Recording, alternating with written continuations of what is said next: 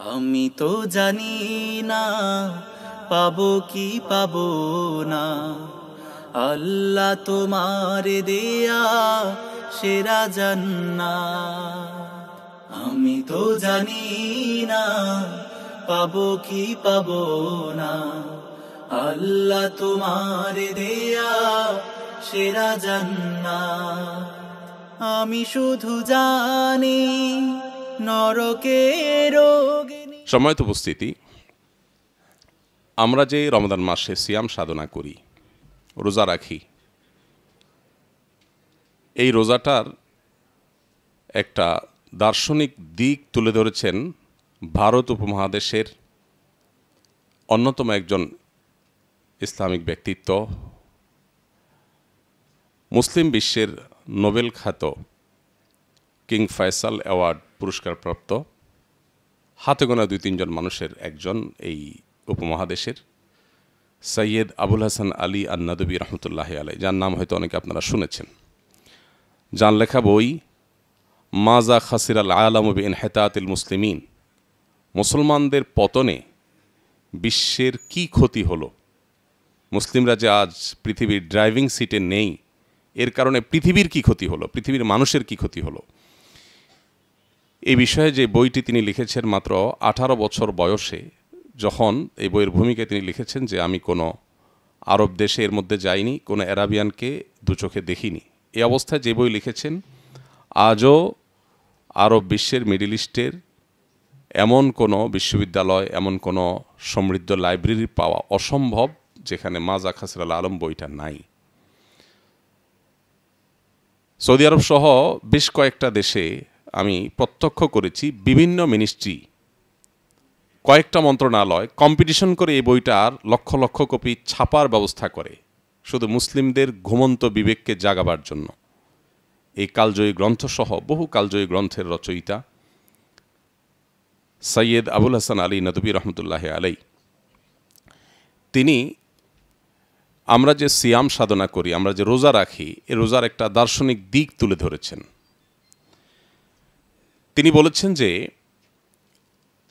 আমরা যে রোজা রাখি, এই রোজাটা মূলত আকার এবং আয়তনে ছোট ফরম্যাটের একটা রোজা, মাত্র 12 থেকে 14, 16, 17 ঘন্টা কম বেশি এই সময়ের রোজা। আমাদের জীবনে আরেকটা রোজা আছে, যেই রোজাটা আকার এবং আয়তনে এর চাইতে অনেক বড়। আলেমিয়া নদী রহমতুল্লাহি আলাইহি এই 2 ধরনের রোজার যে ধারণা তুলে ধরেছেন, আমার কাছে মনে হয়েছে আমরা যে সিয়াম বা সম সাধনা করি, রোজা রাখি, এই রোজার যে আসল তাৎপর্য, এর যে অন্তর্নিহিত উদ্দেশ্য, এর যে নিগূঢ় রহস্য, সেটা তার দার্শনিক ব্যাখ্যার মাধ্যমে খুব চমৎকারভাবে ফুটে ওঠে। আমি তার সে দার্শনিক ব্যাখ্যাটি তুলে ধরার পাশাপাশি আমার নিজস্ব কিছু উদাহরণ, উপমা আমি হয়তো অ্যাড করবো ইনশাআল্লাহ, যেটা আমাদের দেশীয় প্রেক্ষাপটে আমাদের পুরো বিষয়টাকে রপ্ত করতে বা বুঝতে একটু সহজ হবে। আলিমিয়া নদবী রহমতুল্লাহ আলাইহি বলেছেন যে আমরা যে রমজানের রোজা রাখি, এটা হলো আমাদের জীবনের একটা ছোট ফরম্যাটের রোজা, গুরুত্বের বিচারে ছোট না, আয়তনের বিচারে আকারে ছোট। আর আরেকটা রোজা আছে আমাদের জীবনে, সেটা হলো আকারে সবচেয়ে বড়, সেই রোজাটার নাম হলো জীবনের রোজা। রমজানের রোজা আর জীবনের রোজার মধ্যে প্রায় সব দিক থেকে মিল আছে। আমরা যদি একটু দুইটাকে কম্পেয়ার করার চেষ্টা করি, আমরা দেখব রমজানে যে আমরা রোজা রাখি, এই রোজার শুরু হয় শোভে সাদিকের মাধ্যমে। জীবনের রোজার শুরু হয় মানুষ যখন প্রাপ্তবয়স্ক হয় তখন থেকে। রমজানের রোজার পরিসমাপ্তি ঘটে সূর্য যখন অস্তমিত হয়, জীবনের রোজার পরিসমাপ্তি ঘটে জীবনের সূর্য যখন ডুবে যায়। রমজানের রোজা, এই রোজায় যেরকম নির্দিষ্ট কিছু বিষয় আমাদেরকে দেয়া হয়েছে, এগুলো থেকে আমাদেরকে বেঁচে থাকতে হয়, বিরত থাকতে হয়। রমজানের রোজা যেরকম বিরত থাকার অপর নাম, জীবনের রোজাটাও বিশেষ কিছু আল্লাহর হুদুদ আছে কোরআনে, যেটাকে বারবার করে আল্লাহ বলেছেন ওয়াতিলকা হুদুদুল্লাহ ফালা তা'তাদুহা। এগুলো আল্লাহর সীমানা।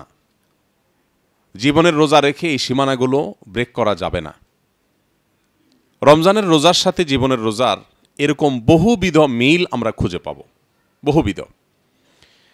আরেকটা মিল আমরা খুঁজে পাব, যে মিলটা আলেমিয়া নদী রহমতুল্লাহ বলেন নাই, আমার কাছে মনে হয়েছে, সেটি হলো জীবনের রোজা যারা রাখেন, রমজানের রোজা রাখার সাথে দারুণ একটা উদাহরণ এখানে আমরা পাই। রমজান মাসে যদি কেউ রোজা রাখেন, বিশেষ করে ছোট বাচ্চাদের কথা আমি বলতে চাই। আমরা যারা গ্রামে বড় হয়েছি, বিশেষ করে শৈশবটা যারা গ্রামে কাটিয়েছি, তাদের জন্য বোঝাটা একটু সহজ হবে। শহরে যারা আছেন তাদের আসলে অনেক কিছুই বোঝা একটু কঠিন হবে, যাদের শৈশব কৈশোর শহরে কেটেছে। তো মুসলমানদের পরিবারে ছোট ছোট বাচ্চারা রোজা রাখে শখ করে। আজকাল অবশ্য এটাও কমে যাচ্ছে। এখন মা বাবারা সন্তানদের এত আদর করে যে বাচ্চারা রোজা রাখতে চাইলেও অনেক ধার্মিক মা বাবাও দেখা যায় যে বাচ্চাদেরকে বলে, না বাবা তোমার কষ্ট হবে, দরকার নাই, তুমি ছোট মানুষ, তোমার পর রোজা ফরজ না। আমরা উল্টা চিত্র দেখেছি। আমরা শৈশবে যখন রোজা রাখার চেষ্টা করতাম, বা আমাদের বয়সে আমরা দেখতাম ছোট শিশু কিশোর রোজা রাখার চেষ্টা করতো, বাবা মা দাদা দাদি সবাই উৎসাহ দিতেন, উদ্দীপনা দিতেন। এই জন্য যে পরিমাণ চ্যালেঞ্জ আমি নিতে পারি, আমার ছেলে সে পরিমাণ চ্যালেঞ্জ নিতে পারে না। আমি যে পরিমাণ স্ট্রাগল করতে পারি সকাল থেকে বিকাল পর্যন্ত, 24 ঘন্টার ভিতরে 2 ঘন্টা ঘুমেও যে আমি কাজ করতে পারি, দৌড়াইতে পারি, আমার ছেলে মেয়েরা সেটা পারে না, কারণ তারা সে স্ট্রাগল করে বড় হয়নি আসলে। তো যে কথা বলছিলাম, যে ছোটবেলায় বাচ্চারা যখন রোজা রাখে, মুসলিম পরিবারে বাবা মা দাদা দাদি বড় ভাই বড় বোন সবাই ছোটদেরকে স্নেহ করেন, রোজা রাখতে সাহায্য করেন। আমরা যদি একটা চিত্র কল্পনা করি, একটা পরিবারে 2টা ছেলে, ধরা যাক একজনের বয়স 10, আরেকজনের বয়স 12 কি 13। এই 2 ভাই একসাথে রমজান মাসে রোজা রেখেছে। রোজা রাখার পর সব ছেলে মেয়ে তো আর একরকম ধৈর্য বা একরকম সংযমের হয় না। 10টা 11টার দিকে দেখা যায় একটু কষ্ট হতে শুরু করে। ছোট মানুষ কখনো এভাবে না খেয়ে থাকেনি, উপবাস থাকেনি, তার একটু কষ্ট হয়। তো এর মধ্যে তাদের মধ্যে ছটপটে ভাব শুরু হয়। আমরা লক্ষ্য করি নতুন রোজাদারদের কমন কিছু জিনিস আছে, এর মধ্যে একটা হলো এই ছটপটে ভাব, আরেকটা হলো ঘন ঘন থুতু ফেলা। এটা নিশ্চয়ই শৈশবে আমরাও কম বেশি সবাই করেছি। থুতু গিললে রোজার কোনো ক্ষতি হয় না, এই মাসআলা জানুক আর না জানুক, জীবনের প্রথম রোজা রাখার পর থুতু গিলতেও বিবেকে বাদে, আরে রোজার কোনো ক্ষতি করতেছি কিনা। এই জন্য পোলাপান দেখবেন যে রোজা রাখার পর ঘন ঘন বেসিনে যায়, ঘন ঘন থুতু ফেলে। তো আরেকটা চিত্র বাচ্চাদের রোজা রাখার পর দেখা যায়, সেটা হলো এই যে 10টা 11টা 12টা এই সময়গুলো যখন আসে, তখন তারা বেশ প্রথম কষ্টের চোটে ছটপট করতে থাকে।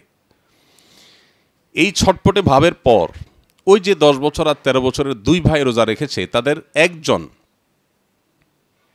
আর কোনোভাবে সে রোজা কন্টিনিউ করবে না, তার কষ্ট সহ্য হচ্ছে না, সে রোজা ভেঙে ফেলবে। সে যখন রোজা ভাঙতে চায়, বাবা মা প্যারেন্টস দাদা দাদি সবাই তাকে বোঝানোর চেষ্টা করেন, কিন্তু যতই বোঝানোর চেষ্টা করেন যে একটু অধৈর্যশীল হয়, সে বলে না আমি কোনোভাবে রাখবো না, আমি আরেকদিন রাখবো। সে হয়তো রোজা ভাঙার ডিসিশনে অটল থাকে। আরেকজন মুখটা ফ্যাকাশে হয়ে যায়, শুকিয়ে যায়, সে কিন্তু রোজাটা ভাঙে না, রাখে। এবার আমরা একটু দেখব এই 2 জনের মধ্যে যে ভাই রোজা ভেঙেছে আর যে ভাঙেনি, এই 2 জনের কার পরিণতি কি হয়, কার ভাগ্যে কি জোটে। এবার আপনাদের কাছে প্রশ্ন থাকবে, সকাল 10টা 11টার দিকে যদি কোনো মুসলমান ফ্যামিলিতে কোনো নতুন রোজাদার রোজা ভাঙে, তো ডেফিনেটলি রোজা ভাঙার ফলে সে একটু খাওয়ার আনন্দ পাবে, তৃষ্ণা মিটাবার আনন্দ পাবে, তৃপ্তি পাবে। কিন্তু সেটা কি দিয়ে? মুসলমানদের ঘরে রমজান মাসে সকাল 10টা 11টার দিকে যে খাবার থাকে, সে খাবারের কোয়ালিটি কি থাকে? ধরেন ভাত যেগুলো থাকে নিশ্চয়ই হয় পান্তা না হয় বাসি, আর তরকারি যেগুলো থাকে মাছের নিশ্চয়ই ভালো ভালো টুকরোগুলো, পেটি পুটি এগুলো সব বড় রাতে শেষ হয়ে গেছে। এখন যেগুলো আছে হয়তো মাছের লেজ আছে, কানকল্লা আছে, অথবা বাছাই করা যেগুলো থেকে গেছে সেগুলো আছে। আর তরকারি যেগুলো আছে, গোশত হোক আর মাছ হোক আর ডাল হোক, যাই থাকুক, 100% নিশ্চিত যেগুলো সবই বাসি। এই বাসি ভাত, বাসি তরকারি 10টা-11টার দিকে খেয়ে যে ছেলেটা রোজা ভেঙে ফেলে, সে তৃপ্তির ঢেকুর তোলে যে তার ক্ষুধা শেষ, তৃষ্ণা শেষ, রোজার কষ্ট শেষ। একটু আরাম সে পায়, কোনো সন্দেহ নেই, একটু তৃপ্তি সে পায়, রোজার কষ্টটা তো শেষ। এরপর সে সূর্য ডুবা পর্যন্ত আর তার খাওয়ার পান করার বাধা নেই, সে পানাহার করে, সময় যেতে থাকে। অপরদিকে যেই ছেলেটা রোজা কন্টিনিউ করেছে, মুখটা ফ্যাকাশে হয়ে যাচ্ছে, শুকায় আসছে, জীবনের প্রথম দিকে রোজা, কিন্তু সে পণ করেছে না, সে রোজা রাখবেই, কোনোভাবে রোজা ভাঙবে না। যত দিন ঘনিয়ে আসে, বেলা যত গড়াতে থাকে, তার মুখ তত শুকোতে থাকে, তার জিহ্বা তত শুকোতে থাকে, তার কণ্ঠগুলো তত শুকিয়ে আসতে থাকে এবং সে তত দুর্বল হতে থাকে। কখনো সে শুয়ে পড়ে, কখনো ছটফট করে। এদিকে যে রোজা ভাঙছে সে কিন্তু বেশ ফুর্তিতেই থাকে। এভাবে যখন সূর্য ডোবার কাছাকাছি সময় চলে আসে, এই দুই ভাইয়ের মধ্যে যে ভাইটা রোজা ভেঙেছে, সূর্য ডুবার ঠিক আগ মুহূর্তে একটা মুসলিম পরিবারের চিত্র এবং দৃশ্য কি হয়ে থাকে। দস্তরখান বা ডাইনিং টেবিলে ইফতারের বিভিন্ন আইটেমগুলো সুন্দর করে সাজতে থাকে, আর মা, বোন, বাসার মেয়েরা, ছেলেরা সবাই মিলে ইফতারির সে ডালা সাজানোর জন্য ব্যস্ত থাকেন। যে ছেলেটা রোজা রেখেছিল, ঠিক ইফতারের আগ মুহূর্তে সূর্য ডুবার আর 10-20-25 মিনিট বাকি আছে, দাদা দাদি, মা বাবা, ভাই বোন সবাই যখন বসে, আমি গ্রামের চিত্রের কথা বলছি, কিন্তু আমি আগেই বলেছি গ্রামীণ চিত্র, শহরের মানুষ সব কিছু উপলব্ধি করতে পারে না আসলে। তো গ্রামে যদি এরকম একটা অবস্থা তৈরি হয় ইফতারের আগ মুহূর্তে, যে আপনি বিছানা বিছিয়ে ইফতারের সব আইটেম নিয়ে বসছেন, শরবত, ঝাল, মিষ্টি সব আইটেম সাজানি বসছেন ফলমূল নিয়ে, যে ছেলেটা রোজা থাকে সেই ছেলেটার অবস্থান থাকে যে সে ডাইনিং টেবিলে দাদার কাছে, বাবার কাছে, মায়ের কাছে খুব যত্ন সহকারে থাকে এবং সবাই তার মাথায় হাত বুলাতে থাকে, পিঠে হাত চাপাতে থাকে। মাশাআল্লাহ, এই তো আর 20 মিনিট, আর 15 মিনিট, এই তো আর একটু বাকি, আজান দিল, আর দেরি নাই, দেখো এই যে কত রকমারি খাবার তোমার জন্য আসছে। তাকে কিন্তু একের পর এক সে খাবারের প্রলোভন, খাবারের জন্য তাকে উৎসাহ দেওয়া, উদ্দীপনা দেওয়া, মানে সে যে জিতে গেল, সে যে জয়ী হয়ে গেল তার জীবনের রোজায়, রমজানের রোজায়, এটার জন্য তাকে উৎসাহ দিতে থাকে। আর যেই ছেলেটা রোজা ভেঙে ফেলছিল 10টা-11টার দিকে, ওর অবস্থা কি হয় বলেন তো একটু? আমরা কেউ কি একটু কল্পনা করতে পারি কি হতে পারে গ্রামীণ মুসলিম পরিবারে? ও যদি ইফতারির এই ডাইনিং টেবিল বা ইফতারির বিছানা বা দস্তরখানার কাছাকাছিও ঘেঁষে, দেখা যায় যে কখনো হয় মা দিছে ধমক, তুই এখানে কি করস, তোর না বলছি বাবুরে রাখার জন্য, বেচারা দৌড় দিয়ে যায় বাবুর কাছে। আবার হয়তো কিছুক্ষণ বাবুরে রেখে সান্ত্বনা দিয়ে আবার আসছে, আরে এত সব খাবার গ্রানের সব মোহিত হয়ে গেছে।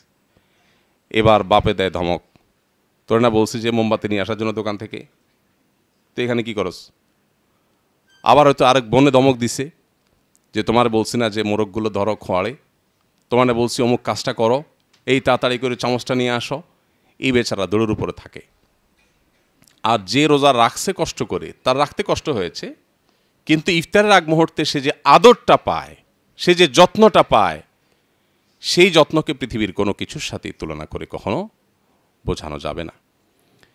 ইফতারের আগ মুহূর্তে আমরা সবাই কিন্তু একটা আনন্দ পাই, নিশ্চয়ই আমরা লক্ষ্য করি, তাই না? আমার কাছে মনে হয় পৃথিবীর কোনো খাবারে এই তৃপ্তি নাই ইফতারের এক টুকরো খেজুর, এক ঢোক পানি, একটু শরবতের মধ্যে যে তৃপ্তি। যারা রোজাদার তারা সবাই আমরা ফিল করার কথা। দেখুন, ইফতার হলো, আরবিতে আমরা ইফতার বলি, এর বাংলা অর্থ কি? নাস্তা, যেটাকে ফুতুর বলি। ফুতুর ইফতার একই জিনিস, একই মূলধাতু থেকে উৎকলিত। ইফতার মানে নাস্তা। সারা বছর আমরা রাতভর না খেয়ে থেকে সকালে নাস্তা খাই, আর রোজা রেখে দিনভর না খেয়ে থেকে ব্রেকফাস্ট করি। এটাই একই জিনিস, শুধু টাইমটা চেঞ্জ হয়েছে। পার্থক্য আরেকটা আছে, সেটা হলো সাধারণ নাস্তা একটা মোবাহ কাজ, জায়েজ কাজ, কেউ খাইলে সওয়াব নাই, না খাইলে গুনাহ নেই, বৈধ একটা কাজ। কিন্তু রোজা রেখে ইফতার করলে সেটা শুধু বৈধ কাজ না, সেটা একটা সুন্নাহ, এর ফলশ্রুতিতে একটা সওয়াব পাবে বান্দা। সবচেয়ে বড় পার্থক্যের জায়গাটা হলো, নাস্তা যদি আপনি কোনো বুফেও করেন, 20-50 আইটেমও যদি আপনার সামনে উপস্থিত থাকে, নিশ্চয়ই আপনি অনুভব করবেন ইফতারের সামান্য সাদামাটা আয়োজনও সামনে নিয়ে যে আপনি বসে থাকেন, সূর্য ডুবার জন্য অপেক্ষা করেন, এই যে আনন্দ, এই যে আপনার অবর্ণনীয় তৃপ্তি, এই যে আপনার জান্নাতি এক স্বাদ, এই স্বাদ পৃথিবীর কোনো খাবারে নাই। আর এই কথাটা কি নবী করিম সাল্লাল্লাহু আলাইহি ওয়াসাল্লাম তাঁর ভাষায় বলেছেন, লিসাইমি ফারহাতান, ফারহাতুন ইনদা ফিতরি ওয়া ফারহাতুন ইনদা লিকাই রাব্বি। রোজাদারকে আল্লাহ তাআলা দুটি আনন্দ দেন, তার একটি হলো ইফতারের সময়, আরেকটি হলো আল্লাহর সাথে সাক্ষাতের সময়। এই ইফতারের সময়, এটার আবার দুইটা ব্যাখ্যা, একটা হলো প্রতিদিনের প্রাত্যহিক ইফতারের সময়, আরেকটা ব্যাখ্যা হলো ঈদের সময়, সেটা হলো পুরো রমজানের ইফতার। ঈদের মধ্যে আল্লাহ যে আনন্দ রেখেছেন, সে আনন্দ অন্য কোনো আনন্দে বা উৎসবে নেই, ইফতারের মধ্যে যেটা আছে সেটাও কোথাও নেই। তো যেই ছেলেটা রোজা সম্পন্ন করে, সে কিন্তু ইফতারের সময় এই পরম আনন্দটা অন্য রোজাদারদের চাইতে একটু বেশিই পায়, কারণ সবাই তাকে আদর করে। আজান হয়ে গেছে, সাথে সাথে কেউ তাকে খেজুর এগিয়ে দিচ্ছেন, কেউ তাকে হয়তো শরবতটা আগায় দিচ্ছেন, কেউ হয়তো ফল আগায় দিচ্ছেন, মা হয়তো আরেকটা আগায় দিচ্ছেন, বোন আগায় দিচ্ছেন, তাকে খাওয়াতে খাওয়াতে সবাই বেদিশা, এমন একটা অবস্থা। আর যে ছেলেটা রোজা ভেঙে ফেলেছে, সে কিন্তু দৌড়ের উপরে, সেও খায়, সেও পায় ইফতার, কিন্তু সেটা হলো সেকেন্ড ইনিংসে। আমাদের ইফতারের দুইটা ইনিংস থাকে সাধারণত। আমরা ইফতারের একটা ইনিংস শেষ করে, এটা আমাদের আব্দুল্লাহ সাইফুল্লাহ ভাইয়ের ভাষা, ইনিংসের এই আইডিয়াটা, যে ইফতারের এক দফা আমরা খেয়ে এরপরে আমরা যাই মাগরিবের নামাজে, ইনিংস ঘোষণা দিয়া, এরপর নামাজ পড়ে এসে আমরা সেকেন্ড ইনিংস ওপেন করি। তো যারা রোজা ভাঙে, এরা সাধারণত সেকেন্ড ইনিংসের কিছু পায়। এই বেচারা সকালে যে 10টা-11টার দিকে রোজা ভাঙে খাইছে, সেগুলোও খাইছে বাসি, আর এখন যেগুলো খায় সেগুলো থাকে বাসি না হইলেও বাছা। সন্দেহ আছে কোনো? এই উদাহরণটা টানলাম যে জন্য, সেটা হলো আমরা যে বলেছি আমরা রোজা রাখি, যে এই রোজাগুলো আয়তনে আকারে ছোট রোজা, বড় রোজার ব্যাপারে আমাদেরকে প্রশিক্ষিত করে এই ছোট রোজা, জীবনের রোজা রাখতে আমাদেরকে সাহায্য করে এই ছোট রোজা। রমজানের এই রোজা যেটা আয়তনে ছোট, আকারে ছোট, এই রোজা রেখে যেরকম আমাদের অনেকগুলো বিষয় নিষিদ্ধ, সেগুলো যদি আমরা মেনে চলতে পারি, জীবনের রোজাকে যদি আমরা অক্ষুণ্ণ রাখতে পারি, অটুট রাখতে পারি, তাহলে তার সুফল কি হতে পারে, ওই গ্রামের দুই ভাইয়ের রোজার উদাহরণ থেকে সেটা আমি বোঝাবার চেষ্টা করেছি। এবার আসুন কোরআনের সাথে মিলাই। কোরআন খুললে আমরা দেখতে পাই আল্লাহ রাব্বুল আলামিন বলেছেন, ইন্নাল্লাযীনা ক্বালু রাব্বুনাল্লাহ সুম্মা ইসতাকামু তাতানাজ্জালু আলাইহিমুল মালাইকা আল্লা তাখাফু ওয়ালা তাহজানু ওয়া আবশিরু বিল জান্নাতিল্লাতী কুনতুম তুআদুন।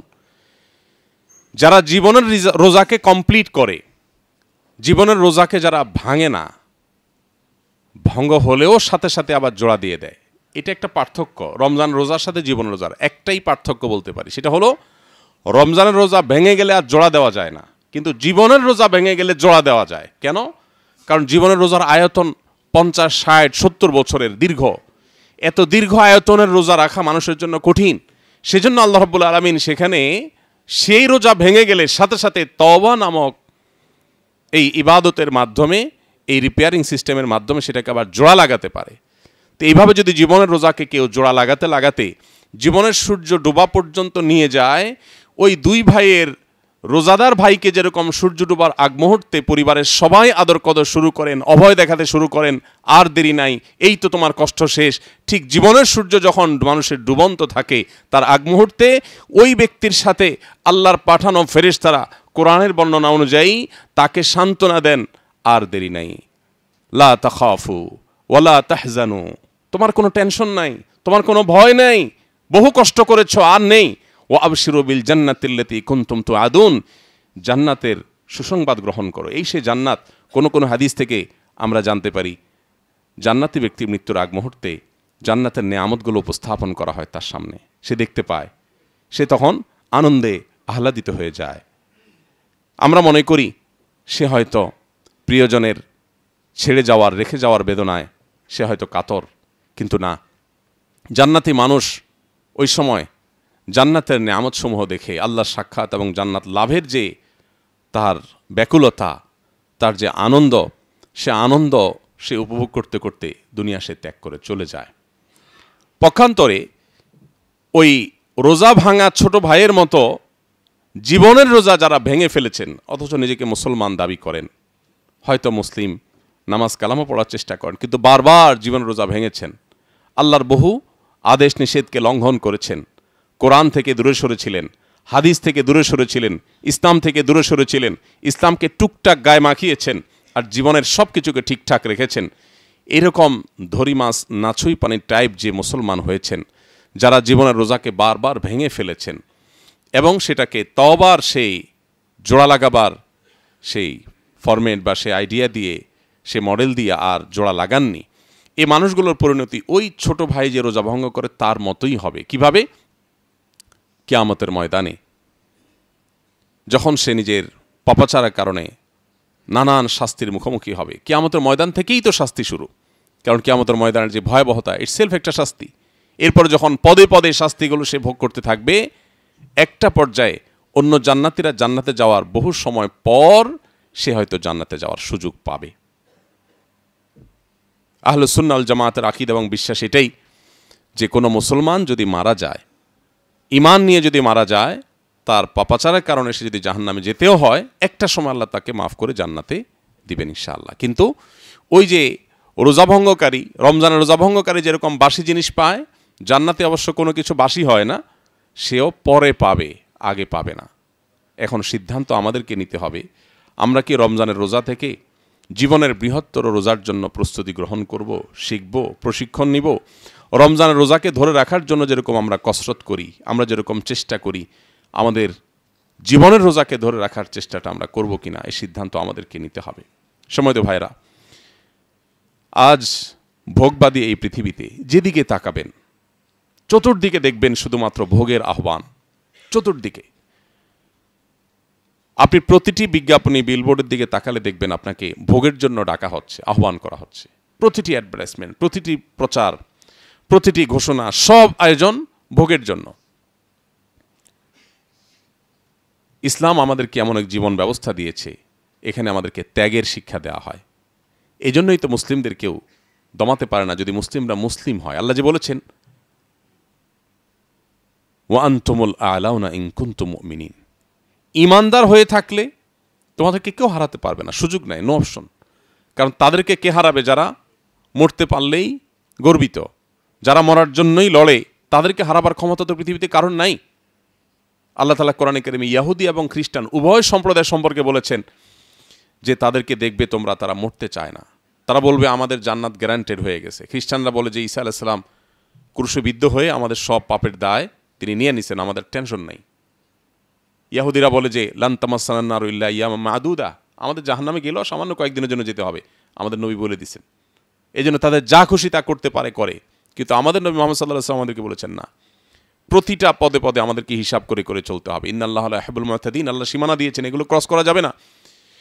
এই যে মুসলমানদের সাথে অন্যদের পার্থক্যের জায়গাটা আল্লাহ তাআলা যে একেবারে চূড়ান্তভাবে বলে দিলেন যে ওয়ালা তাহিনু ওয়ালা তাহজানু ওয়া আনতুমুল আ'লাউনা ইন কুনতুম মুমিনিন, তোমরাই বিজয়ী হবে, তোমরাই সার্থক হবে, সফল হবে, তোমাদের কেউ হারাতে পারবে না ঈমানদার হলে। ঈমানদারকে হারানোর কোনো মেথড পৃথিবীতে কেউ কোনোদিন আবিষ্কার করতে পারবে না, কারণ ঈমানদারকে তো হারানো যাবে না, ঈমানদার তো মরলেও জিতে।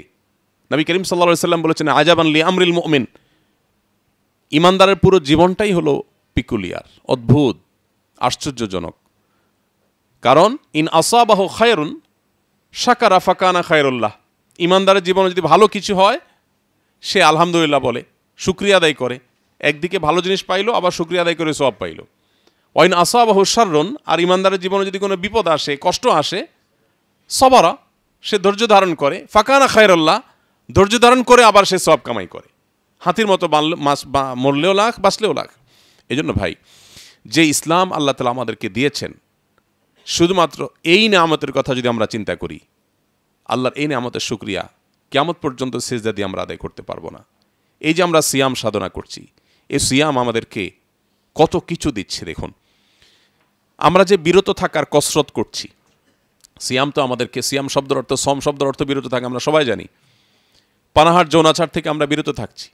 এত কিছু থাকতে আল্লাহ তাআলা রোজা রেখে এই দুইটা কাজ কেন ছাড়তে বললেন? পানাহার এবং যৌনাচার কেন?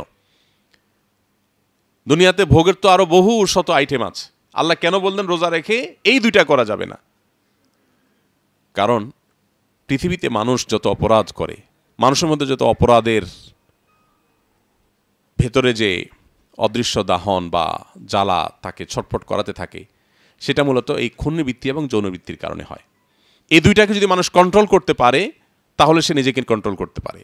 আমি যেটা বলছিলাম, যে গোটা পৃথিবী আপনাকে ভোগের আহ্বান করবে, শুধু ইসলাম আপনাকে বলবে না ব্রেক ব্রেক। সিয়াম মানেই হলো ব্রেক।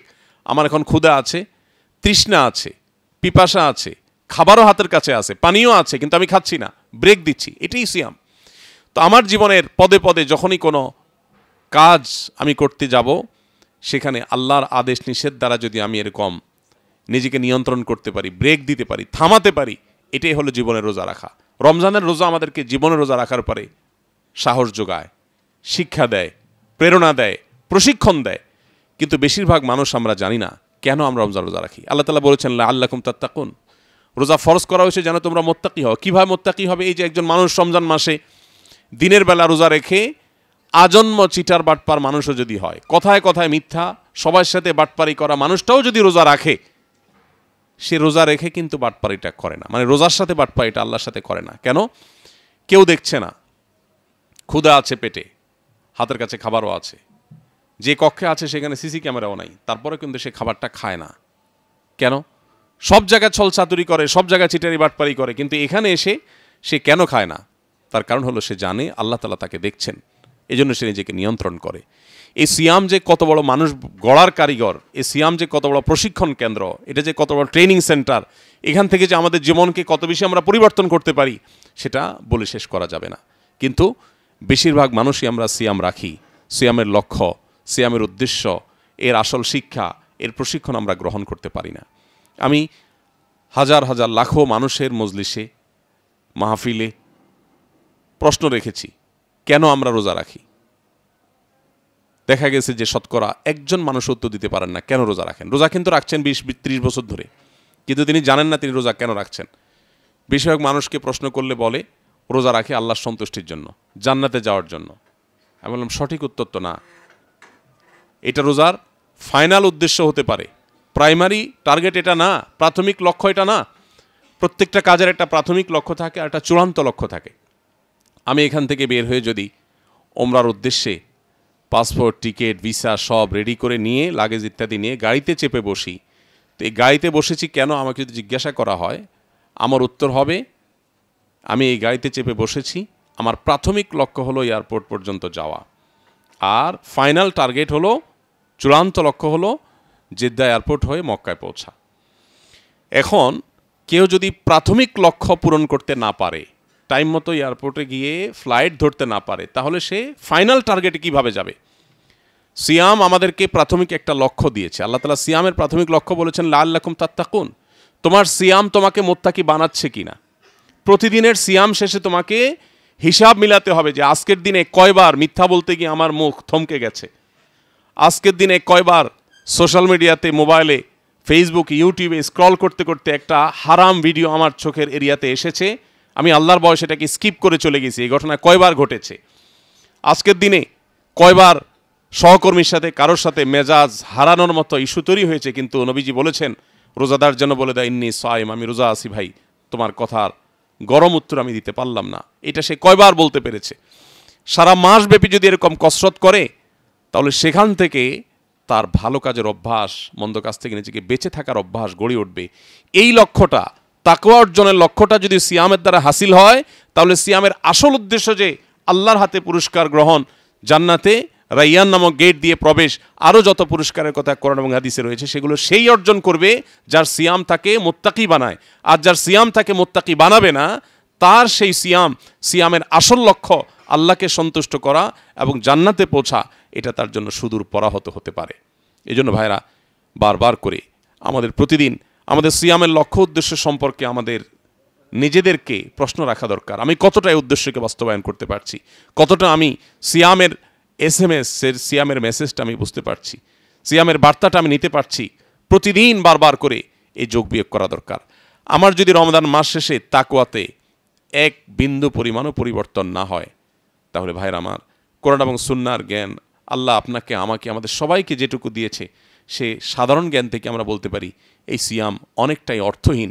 আল্লাহ নবীর ভাষায় বলতে গেলে মাল্লাম ইয়াদা কাউলা জুরি ওয়াল আমালা বিহি ওয়াল জাহাল, সহিহ বুখারীর হাদিস, যে ব্যক্তি মিথ্যা কথা, মিথ্যা কাজ, মূর্খতা সুলভ আচরণ এগুলো পরিহার করতে না পারল, ফালাইসা লিল্লাহি হাজা আইয়াদা তাআমাহু ওয়া শারাবা, তাহলে তার এই পানাহার বর্জনে আল্লাহর কোনো ঠেকা পড়ে নাই, কোনো লাভ নেই। এজন্য ভাই, সিয়াম আমরা রাখছি, মুত্তাকি আমরা হচ্ছি না। রোজা আমরা রাখছি, তাকওয়া চর্চা আমাদের বাড়ছে না। রোজা আমরা রাখছি, পরিবর্তন আমাদের হচ্ছে না। এই বছরের এই রমাদান, এটা আমার জীবনকে পরিবর্তন করতে হবে।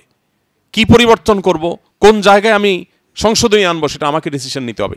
নিশ্চয়ই আমার উইকনেস পয়েন্টগুলো আমার জানা আছে, আমার দুর্বল পয়েন্টগুলোকে আমি নোট করে এই রমজানে সেগুলোকে আমি কোরবান করার, সেগুলোকে আমি বিসর্জন করার, ত্যাগ করার সংকল্প এবং শপথ আমাকে করতে হবে। রমজান শেষে যেন আমি নিজের কাছে নিজে অন্তত ক্লিয়ার থাকি যে আমি এই জায়গা থেকে এই জায়গায় চলে আসছি, সরে আসছি। স্পেসিফিক যেন একেবারে আমার এক একটা বদভ্যাস আমি ত্যাগ করার সংকল্প করে যেন সফল হই। যদি না করি তাহলে ভাই আবার আরেকটা রমজান পাবো, আবার আত্মশুদ্ধির সুযোগ পাবো, আবার সংশোধনের সুযোগ পাবো, সেই গ্যারান্টি তো কেউই আমরা কাউকে দিতে পারবো না। অতএব এটাকে জীবনের শেষ রমজান মনে করি অবশিষ্ট দিনগুলোকে আমরা তাকওয়া চর্চার ব্যাপারে আরও সিরিয়াস হই, আরও আন্তরিক হই, রোজার আসল উদ্দেশ্যটাকে আমরা বোঝার চেষ্টা করি। দেখুন, প্রিয় নবী সাল্লাল্লাহু আলাইহি সাল্লামের জীবনে 8টা রমজান পেয়েছেন, 8টা বা 9টা রমজান পেয়েছেন। দ্বিতীয় হিজরিতে রমজান রোজা ফরজ হয়েছে, দশম হিজরিতে তিনি দুনিয়া থেকে চলে গেছেন। আর আমরা এক একজন জীবনে 20, 30, 40, 50, 60 বছর রোজা রাখার সুযোগ পেয়েছি।